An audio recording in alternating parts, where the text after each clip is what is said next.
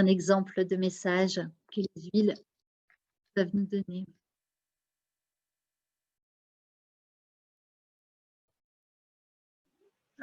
Pendant pas. Merci pour cette belle présentation, Fred. Si vous souhaitez rallumer vos caméras, activer, enfin, si vous avez envie de poser des questions, je rallume le chat. Voilà. Chat rallumé. Vous pouvez allumer vos caméras, allumer le son et on est parti pour l'échange interactif. Anne-Charlotte, je vois juste. Bonjour. Bonjour Anne-Charlotte, c'est toi qui parles? C'est Noël. Oh, pardon, Noël. Noël. Excuse-moi. Coucou Noël. Ça va? Oui. Tu as une question à poser? Ah non, c'est intéressant. Et je connais un petit peu, donc c'était super intéressant et j'ai hâte d'aller faire la suite, le niveau 6. Tu seras là pour le niveau 6? Oui, je serai là.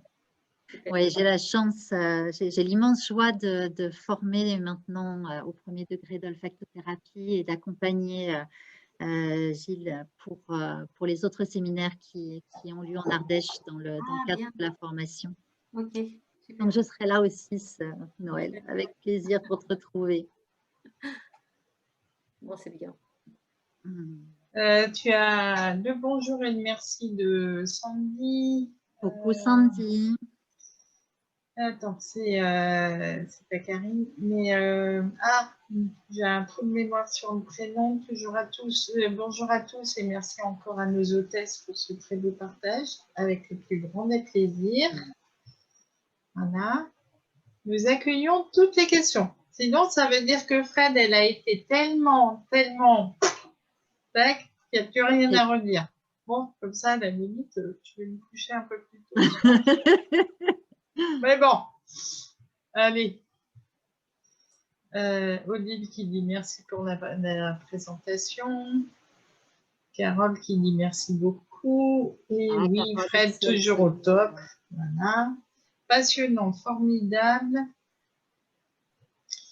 Attends. Hop. Passionnant, formidable. Encore merci. Lydie qui dit merci à vous deux. Fred, c'est limpide et ski. Bon, peut-être ton fan club qui est là, quoi. Lucie, peut-être? Non? Pas de question? Oui, si, je voulais dire que c'était une très belle présentation, que vraiment j'ai trouvé très intéressante. Et je voulais savoir, tu n'exerces qu'à Menton ou tu es… Alors, moi, je n'exerce qu'à Menton ou dans les environs de Menton. Mais après, il y a sur le site Olfactothérapie toutes les coordonnées de tous les olfactothérapeutes en France. Donc, tu es à quel endroit, Lucie? À Saint-Raphaël. À Saint-Raphaël, d'accord. Il y a quelqu'un qui se prénomme Isabelle qui est relativement près, éventuellement. Mais sinon, avec Frédéric, on a un projet qui devrait voir le jour vers le, je ne sais plus, Fred, 13 janvier. Début janvier, oui, c'est ça, mi-janvier à peu près. Donc, Fred, elle viendra passer quelques heures, quelques jours au cabinet. Donc, à ce moment-là, on ouvrira un agenda de rendez-vous si tu veux avoir un rendez-vous avec Fred. Voilà. Mais ça se définira en message privé si tu veux bien, Lucie. Oui, ok. D'accord. Merci. Avec plaisir. Alors, oui, j'ai vu passer. Est-ce qu'on utilise, attends, le bâtonnet? J'ai vu le bâtonnet, attends. Change-t-on de bâtonnet pour faire sentir chaque huile? La sniffette, oui, bien sûr. On va changer de sniffette à chaque huile. Et en fait, on a même un porte-sniffette qui va nous permettre voilà, de laisser de savoir quelles sont les huiles qu'on a fait essayer. Donc, bien sûr, on va changer à chaque odeur, à chaque fois qu'on va tremper, on va utiliser une petite sniffette différente. Oui. Autre question. Alors, je te pose, enfin, je lis la question, mais là, je t'avoue que je suis pas sûre de comprendre la question. Est-ce que l'olfactothérapie peut faire un codage pour pacifier une émotion ou un blocage? Alors, c'est le mot codage oui, voilà, qui est jeune. Ouais. Peut-être pas, mais le but de l'olfactothérapie, c'est vraiment de pacifier justement des émotions récurrentes, des blocages. Donc oui, bien sûr, bien sûr. Est-ce que c'est une forme de codage? C'est une vibration? Peut-être pas, pourquoi pas? C'est un informaticien, une informaticienne peut-être qui pose la question. Et oui, oui, c'est vraiment le but de l'olfactothérapie, ça va vraiment être ça, de venir pacifier et de le faire sans passer par le mental, ce mental qui souvent bloque et empêche parce qu'on a peur on a peur de pas assez ou on s'imagine que. Et là, le fait que ça vienne parler directement à notre mémoire, à notre cerveau limbique, à nos émotions, et ben, le cerveau, il n'a pas le temps de réfléchir et de dire « Ah oui, non, mais c'est pas bien, mais non, mais c'est bien ». L'émotion vient tout de suite, le souvenir vient tout de suite. Et donc, ça permet vraiment justement une pacification assez rapide et magique. Où se passent les consultations? Mais tu as répondu. Bonsoir Fred, si une huile essentielle nous rebute comme le gingembre, quelle leçon dois-je en tirer? Alors, Fred, c'est Sylvie qui te pose la question. Ah, c'est Sylvie. Tu n'aimes pas le gingembre, Sylvie. Alors, quand il y a une odeur qu'on n'aime pas, déjà, et qu'on est dans ce cadre de l'olfactothérapie, bien sûr que en tant qu'olfactothérapie, si tu me dis non, j'aime pas le gingembre, il y a forcément quelque chose qui va venir s'allumer. Maintenant, te dire exactement, donc j'ai lu le message de ce gingembre, hein, le dynamisme, ça parle au 2e, au 3e chakra, ça parle de créativité, ça parle de l'enfant intérieur. Moi, ça m'a interpellée. Donc, je ne peux pas te donner une réponse vraiment comme ça du tac au tac parce que ça va dépendre de ton histoire. Et en fait, lorsque je vais te faire sentir le gingembre et que vont émerger les souvenirs, je vais te dire n'importe quoi. Peut-être que tu vas reconnecter au souvenir de la petite fille qui n'avait pas le droit de jouer l'après-midi parce que fallait pas faire de bruit parce qu'il y avait mamie qui faisait la sieste dans la pièce d'à côté. Je vais dire n'importe quoi. On ne peut pas. En séance, en fait, le fait qu'une odeur ne soit pas aimée nous montre qu'il y a une charge émotionnelle derrière, donc qu'il y a un nœud, qu'il y a quelque chose qui s'est cristallisé quelque part. Cette émotion s'est cristallisée. Que ça n'est pas paisible, c'est pas, il y a quelque chose qui coince dans cette sphère-là. Mais dire exactement quoi, ça va être tellement dépendant justement de l'histoire de chacun. Et le but, ça va justement être de laisser émerger ce souvenir, cette émotion, et permettre parfois la compréhension. Mais là où c'est magique aussi, c'est que parfois, même sans compréhension exactement de ce qui se joue, c'est-à-dire sans qu'il y ait forcément l'émergence d'un souvenir précis, ça peut être juste une émotion qui va sortir, qui va être traversée, qui va nous traverser. Et la manœuvre qu'on va faire, tout le déroulé de la séance, va faire qu'après la séance, le gingembre, tu vas sentir et tu vas dire « Ah bah ouais, ça, c'est pas la même odeur. » En général, les personnes sont stupéfaites. C'est pas possible, c'est pas la même. Tu t'as changé la sniffette, mais maintenant j'aime bien. Et donc, on saura qu'à ce moment-là, il y a eu quelque chose qui s'est transformé, qui s'est déclenché. Est-ce que ça va tenir dans le temps? On le saura à une séance suivante où on va réessayer. En tous les cas, il y a quelque chose qui est amorcé. Il y a eu quelque chose qui s'est mis en route et il y a un changement, une mise en lumière, une conscience qui s'est mise. C'est un petit peu comme ce nœud, c'est une grosse pelote de laine. Est-ce qu'en tirant dessus, on a tout enlevé? Peut-être pas sûr, mais en tous les cas, on a commencé quand même à défaire ce nœud-là. Exactement. D'accord. En tous les cas, quand on n'aime pas, moi, je vais voir dans ces cas-là. Ouais, mais je sais, je te connais, hein, pour avoir assisté à un premier, il y a déjà 2 ans maintenant, atelier, ça m'avait tellement interpellée. Voilà. Bon. C'est spectaculaire, hein, ce qui peut sortir, même en atelier de groupe. Voilà, j'ai un souvenir vraiment incroyable. Moi, j'ai toujours utilisé les huiles essentielles, mais bon, sans chercher derrière, chercher plus loin. Et toi, tu as c'est ce don incroyable de faire émerger tellement tellement de choses cachées comme ça. Tu es une fée, tu le sais, moi je dis toujours que tu es une fée. Donc Merci, Sylvie. voilà, je t'embrasse. Merci pour ta question, merci d'être là, je Voilà. t'embrasse aussi, merci beaucoup. Peux-tu partager les changements que tu as perçus chez tes consultants sur une année? Oui, oui, et même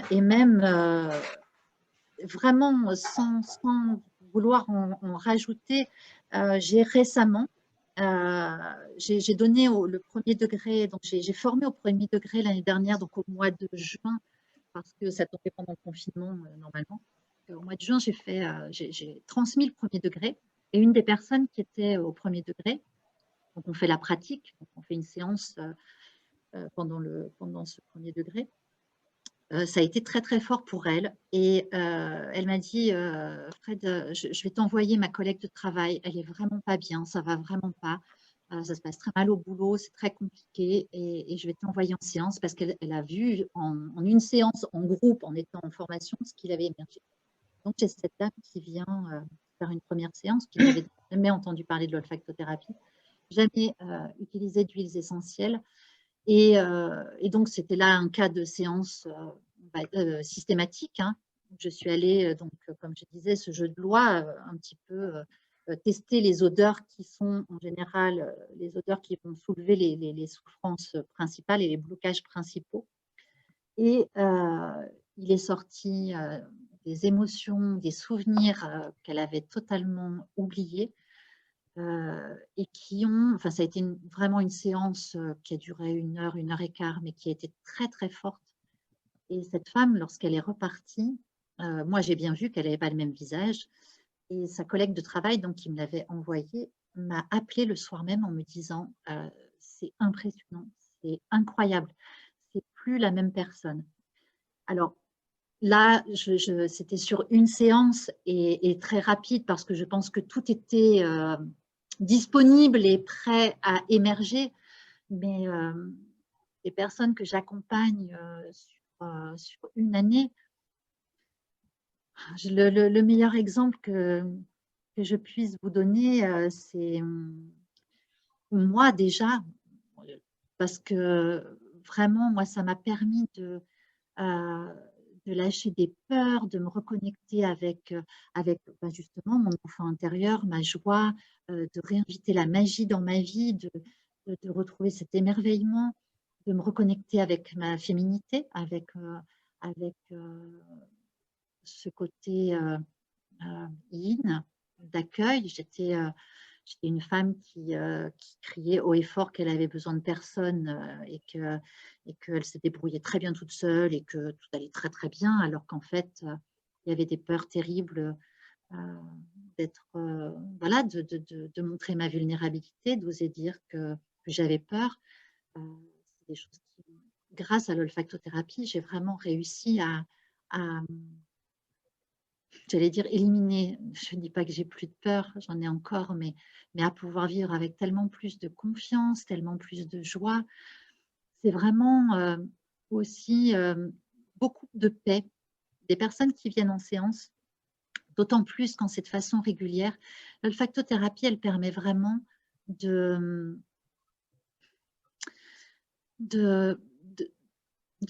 s'aimer soi-même, et en s'aimant soi-même, d'aimer les autres et le monde, dans le sens où, et en fait, c'est vraiment de se rendre compte, c'est un changement de vision. On se rend compte qu'on crée le monde autour de nous. Et quand on est en paix à l'intérieur de soi, ça permet vraiment de changer complètement notre rapport aux autres. Et donc, le monde, il paraît différent. Et c'est vraiment, voilà, cette pacification que je vois émerger chez la plupart des personnes. C'est aussi grâce à l'olfactothérapie, entre autres, mais vraiment, que j'ai arrêté de fumer. J'étais une très, très grosse fumeuse. Et je connais plusieurs personnes qui ont pu arrêter de fumer aussi grâce à l'olfactothérapie. Voilà, donc des changements vraiment dans la confiance en soi, dans le fait d'oser plus, se montrer, d'oser plus faire, de faire émerger la créativité aussi. Beaucoup de personnes qui sont bloquées dans leur créativité, qui grâce à l'olfactothérapie, ça leur a permis, en reconnectant justement avec cette joie, avec cet enfant intérieur, avec cette créativité, d'oser se remettre à peindre, d'oser changer de travail.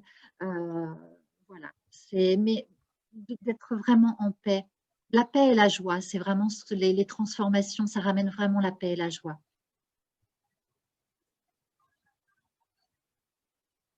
J'ai oublié d'activer mon micro. Voilà. Combien il y a de niveaux en olfacto? Dans le cursus, alors si on fait le cursus d'olfactothérapie, il y a 7 niveaux. Donc le premier degré qui se fait alors un petit peu partout. Il y a un premier degré en Belgique, en Suisse, il y en a un à Lyon, à Paris. Cette année, il y en a un à Strasbourg, il y en a un à Pau, il y en a en Aix-en-Provence. Je crois même qu'il y en a un exceptionnellement dans la banlieue lyonnaise. Je ne sais plus où exactement, mais là, bientôt. Bon, vous retrouvez tout sur le site olfactothérapie.com. Et à Menton, au mois d'avril, d'Azur. Donc, et puis ensuite, il y a donc les 6 autres degrés, 2, 3, 4, 5, 6, 7, qui se font en Ardèche, près d'Aubenas, pour ceux qui connaissent l'Ardèche, dans un lieu qui est juste fabuleux.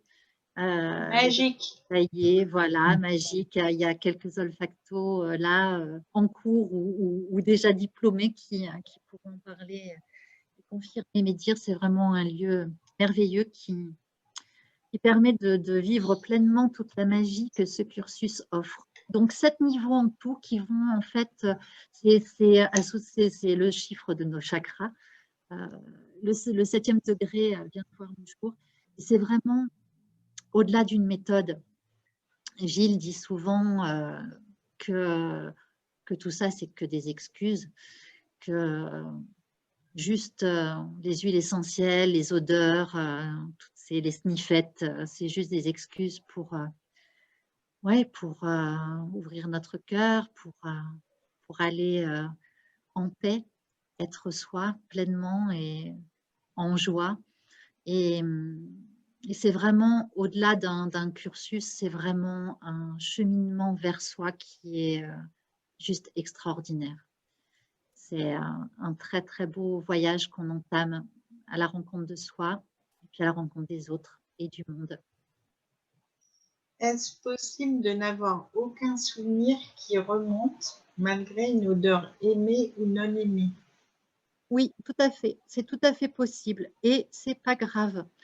Ça peut être frustrant parce que notre cerveau qui réfléchit, il aime bien justement étiqueter, ranger dans une petite boîte et puis pouvoir dire ça c'est tel souvenir qui était bien ou pas bien et qui va à tel endroit. Mais ça n'est pas une condition sine qua non pour dénouer la pelote dont je parlais tout à l'heure. Il n'y a pas besoin. On peut très bien juste avoir une émotion qui remonte, une tristesse, une envie de rire, une colère, une sensation de culpabilité ou de honte. Ça peut être juste une émotion qui va nous traverser et on va faire après la manœuvre et on va sentir l'odeur après et elle va être pacifiée. Le travail va être fait même si le souvenir n'est pas venu.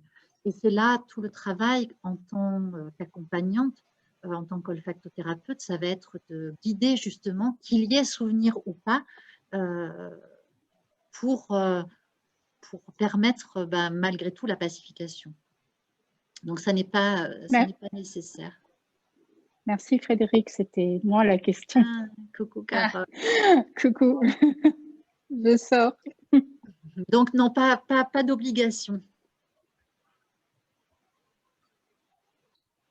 Est-ce que tu avais d'autres questions, Isa ou... Non, là, si j'ai tout bien suivi, j'en ai pas d'autres pour le moment. Je reprends, mais... Moi, je voulais juste en profiter pour te remercier, Fred, parce que c'était juste, c'était génial. Je me suis offert un aller-retour au taillé ce soir. Il y avait beaucoup de fraîcheur. Enfin, ça m'a vraiment fait du bien. Ça m'a rafraîchi certaines idées. Ça m'a redonné de l'élan pour d'autres choses parce que je suis occupée de me lancer là-dedans. Ça m'a vraiment fait du bien. C'était très clair. C'était rempli de rempli d'étoiles et d'un bel élan d'amour. Donc voilà, c'est pour ça que j'ai vraiment eu l'impression d'avoir fait l'aller-retour au taillé. Et je salue d'ailleurs, j'en profite pour saluer celles que je connais ou même que je ne connais pas qui ont mis les pieds dans ce lieu magique ou qui les mettront bientôt. Merci à toi. Nous attendons notre 6 avec impatience. Ah, oui. À partir de quel niveau peut-on exercer? Alors, dès le premier niveau, on a le protocole, on vous enseigne le protocole systématique, donc au jeu de loi, hein, là, avec le premier coffret. Et donc, dès le premier niveau, on est invité même à pratiquer pour justement que ce protocole devienne quelque chose de beaucoup plus fluide.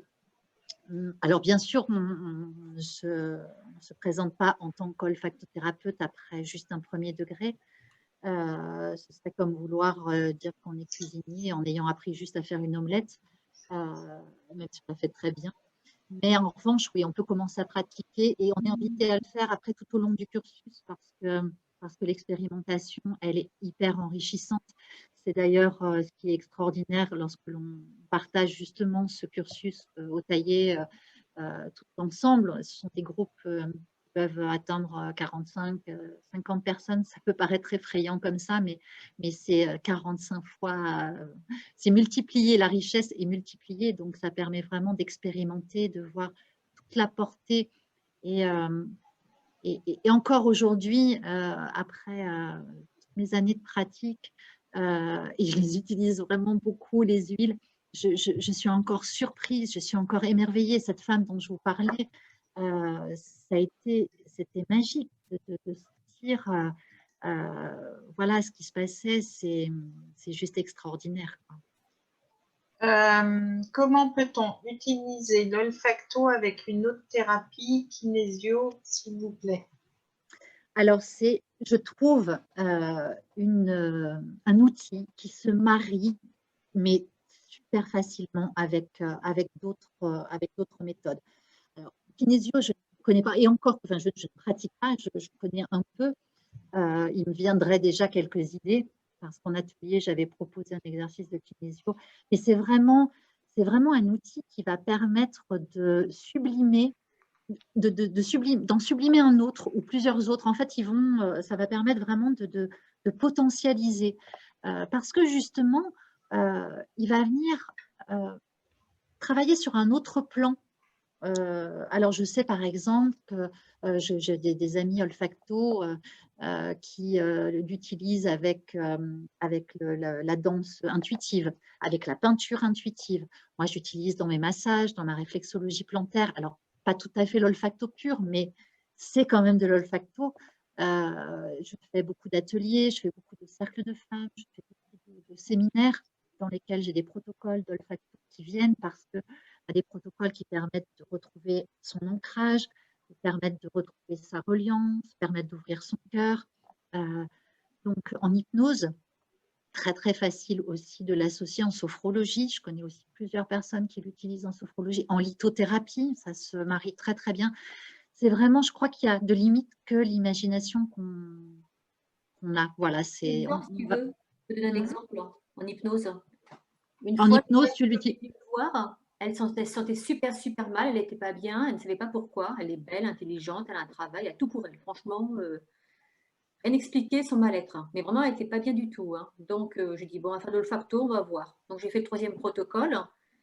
Et arrivé au premier chakra, là, elle ne sent pas l'odeur. Mais un rejet complet, elle ne sent rien. Pourtant, c'est une odeur qui sent très fort. J'y mets la 2e odeur, et là, elle me dit, oh, ça pue, ça sent les poubelles, c'est limite un cadavre, ça sent. Donc, il y a vraiment un gros blocage au niveau du premier chakra. Donc, à la fin du protocole, on en sort, on discute un petit peu et je dis, ben, il y a un problème avec votre papa. Elle me dit, ah non, non, il n'y a aucun problème. Je suis avec votre géniteur. Elle fait, ah, mon géniteur n'est pas mon père. Et en fin de C'est en compte, séance d'hypnose? non, je n'étais pas encore en hypnose, c'était en olfacto. C'était avant justement pour voir sur quoi travailler en hypnose. C'était quoi Ah, et ça t'a permis après d'enchaîner. Oui, voilà, après, il y a vraiment, Grâce à c'est ça, j'ai vraiment, su qu'il y avait une frustration que son géniteur ne l'ait pas reconnu, qu'il l'ait rejeté et que son papa n'était pas son géniteur. ouais, c'est vraiment une méthode qui est, voilà, qui se marie facilement, qu'on peut vraiment facilement utiliser et venir justement, voilà, parfois débloquer quelque chose qui coince dans une autre. On ne sait pas quoi, on ne sait pas où. Et là, ça va soulever le truc et nettoyer, et du coup, nous aider à pouvoir aller chercher le petit problème. C'est ça. Non, c'est super efficace. Hein.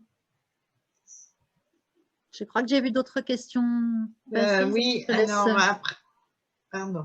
J'espère que j'ai répondu à la question, mais Comment suivre une formation si on est de Belgique? Oui. ah, bonjour Christina. Eh ben, il y a le premier degré en Belgique qui est donné par une de mes amies, Virginie. Parce que quand on commence à faire la formation, il faut savoir quand même, je vous le dis, qu'on rentre vraiment dans une famille, quoi.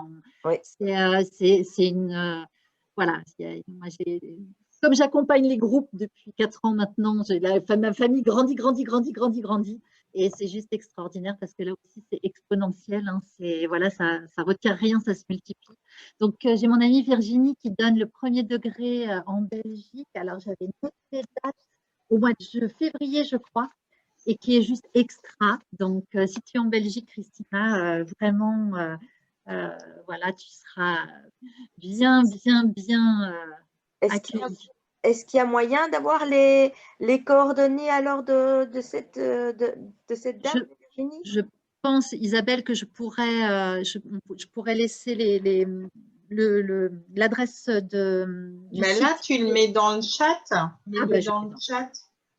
Alors, merci. Je ne vais pas mettre, je vais mettre le site parce que je n'ai pas les coordonnées. Ah ben, le site, je peux te le mettre si tu veux. Ben voilà, mets le site. Voilà, parce que je n'ai pas les coordonnées sous les yeux, mais sur le site, en tapant, voilà, il y a toutes les coordonnées. Et comme ça, on peut même directement écrire, il y a le mail, il y a le numéro de téléphone, il y a tout. Super. En revanche, après, les niveaux suivants, ils se font au taillet, mais ce qu'il y a de génial, c'est qu'il y a souvent donc, des Belges qui viennent et donc on fait du covoiturage. Voilà. Et c'est top. Oui, ça m'intéresserait. Isabelle a mis formation niveau 2 à 7, que ça se passe en Ardèche. C'est ça, exactement. Mais si je peux déjà suivre le niveau 1 et rencontrer donc Virginie, ce serait chouette. C'est ça, c'est ça. C'est toi qui es kinésio? Oui, voilà, j'ai fait la kinésio, mais maintenant je me suis plus dirigée pas du tout, vers le massage holistique et reconnexion à l'âme et tout ça. Mais j'aimerais bien utiliser, parce que j'utilise les huiles essentielles pendant les massages, ça aide énormément à débloquer, à ce que les personnes osent s'exprimer. Mais j'aimerais bien utiliser l'olfacto. Oui, l'olfacto et l'aroma, je vois passer la question d'Odile en même temps. C'est vraiment deux choses différentes. Voilà, il n'y a pas besoin d'être… Et même, je dirais presque, que quand on est formé en aroma, on arrive un peu avec des a priori. Donc, d'arriver sans aucune connaissance en huile, c'est même mieux parce qu'on n'a pas d'idée ni de ce que ça sent, ni de à quoi ça sert. Après, pour avoir les deux facettes, les deux formations, c'est aussi super intéressant de voir quand en aroma, ça travaille sur le physique et ce que ça travaille en énergétique ou en émotionnel et de faire les liens parce que tout est lié. Et donc, c'est juste, moi, à chaque fois, je dis, waouh, waouh. Et c'est magique. Et du coup, on peut aussi, en fait, ça rajoute une dimension, ça rajoute de la profondeur parce qu'on peut aussi utiliser une huile en olfacto. Par contre, c'est aussi son action en aroma. Enfin, c'est vraiment, voilà, tout va s'entremêler. Mais je suis persuadée que c'est complémentaire, les deux ensemble. Complètement, complètement. Merci. Merci, Christina. Merci. À bientôt, peut-être alors.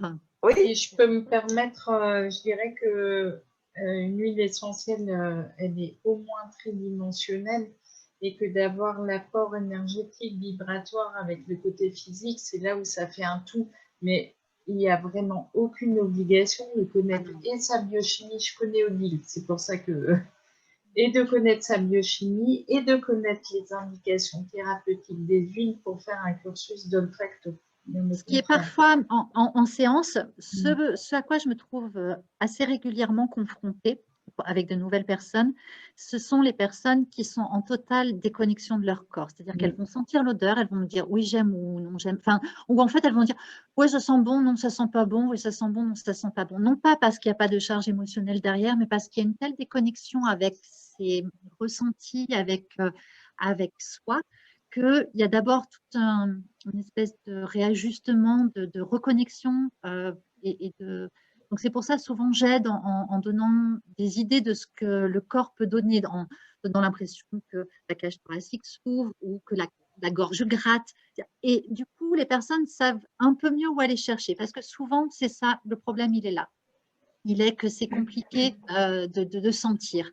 Et la deuxième chose, ce sont les personnes qui connaissent les huiles essentielles. Souvent, en séance, c'est de réussir à décrocher de ce qu'on sait.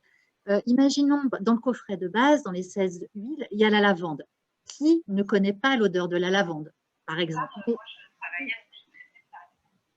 Ou une personne qui connaît les huiles essentielles, quand je vais mettre la sniffette sous le nez, moi, je sais, la personne, elle ne sait pas, mais moi, je sais quelles questions l'huile, elle pose. Donc, je sais un petit peu quand même qu'est-ce que je vais questionner, et si la personne connaît les huiles, parfois, c'est difficile pour elle de se détacher. Et pourtant, je les préviens, je leur dis, on s'en fiche de la reconnaître.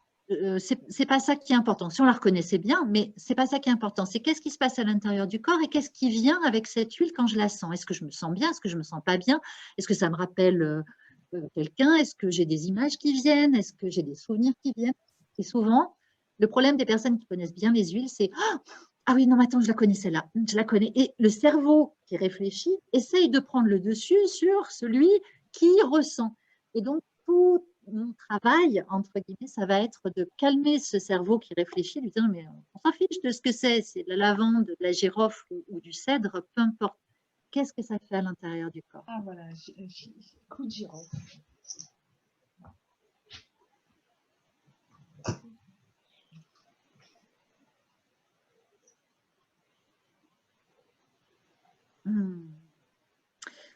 Voilà, voilà. En tout cas, c'est une méthode qui est vraiment à part. Et puis, je pense qu'il y a aussi le fait que les personnes ne s'attendent pas à ce qu'avec juste sentir, parce que voilà, juste sentir des odeurs, je pense que les personnes ne s'attendent pas à ce qu'il y ait des choses aussi puissantes qui puissent émerger. Quand on va faire une hypnose, par exemple, bon, on sait qu'on va être en état modifié de conscience. Et quand on a des systèmes de défense qui se mettent en place, quand on sait qu'on va, même si on choisit, même si la tête, elle dit, bon, allez, j'en ai marre de cette situation récurrente qui revient dans ma vie tout le temps, j'en ai marre, je veux régler ça et je vais faire de l'hypnose. On sait que quand on va faire, je dis hypnose, mais ça peut être n'importe quoi d'autre, hein, mais on sait qu'on va faire une thérapie qu'on connaît, on en connaît l'efficacité, et il peut y avoir nos systèmes de défense inconscients qui se mettent en place parce que là, ça dit oui, oui, j'en ai marre de ça, mais au fond, c'est oh là là, mais moi j'ai la trouille, hein, donc hop, je ferme tout, je mets tous les blocages, etc. Ce que je vois souvent en olfacto, c'est que ouais, bon, je vais sentir des huiles, quoi. Donc, tous les systèmes de défense ne sont pas à bloc et du coup, parce que je vous assure qu'une odeur de rose sous le nez qui vient vous demander comment vous aimez, comment vous vous êtes senti aimé enfant, comment est-ce que vous croyez avoir été aimé, comment est-ce que vous vous aimez vous-même, comment est-ce que vous aimez les autres, est-ce que vous êtes capable de dire je t'aime même si tu as jeté mon pot de fleurs préféré par la fenêtre, je t'aime même si c'est une question, elle laisse pas d'espace, elle est directe, elle est tranchante, même si c'est la rose et qu'elle parle d'amour. Et Et on peut pas faire semblant, on ne peut pas passer à côté. C'est trop… Ces huiles, elles ont vraiment… Voilà, elles sont cash. Elles y vont. Et c'est pour ça qu'on est d'ailleurs doux et tendre avec les personnes fragiles, parce que faire mettre une odeur de rose sous le nez d'un consultant fragile, ben, ça peut être vraiment, vraiment bouleversant. Et c'est souvent ce qui arrive. Sylvie a fait un petit peu mention, allusion tout à l'heure, quand je fais des ateliers découvertes, quand j'utilise, souvent les personnes, ouais, on va sentir des odeurs, quoi. Et souvent, je vois, je vois ce qui émerge et les personnes sont surprises. Et ah ouais, quand même, ok. Et là, on voit vraiment toute la puissance et toute la possibilité qui s'offre à nous grâce à ces odeurs de pouvoir aller dans des espaces qui sont difficilement accessibles pour plein de raisons, parce qu'on se protège, parce qu'on a peur, parce que c'est hors de la zone de confort. Et c'est vraiment magique. C'est vraiment magique.